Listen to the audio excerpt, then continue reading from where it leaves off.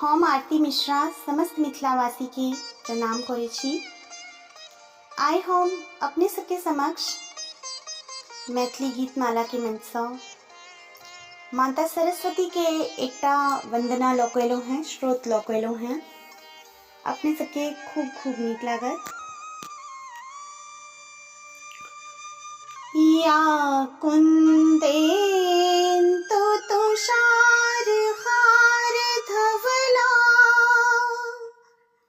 या शुभ्र वस्त्रावृता,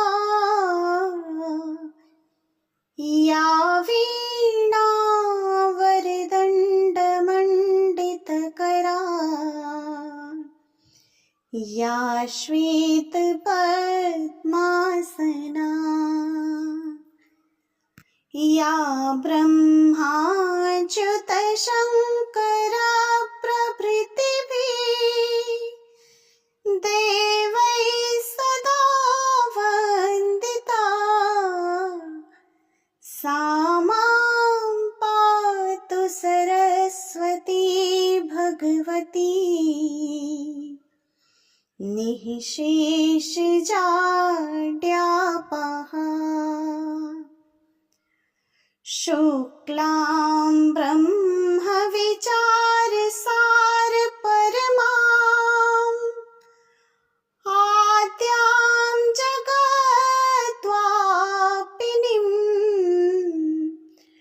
वीणा पुस्तकधारिणीं भयदां, जाड्यान्धकारापहा। हस्ते स्फटिकमालिकां विदधतीं, पद्मासने संस्थितां, वन्दे तां परमेश्वरीं भगवतीं बुद्धिप्रदां शारदाम्, बुद्धिप्रदां शारदाम्, बुद्धिप्रदां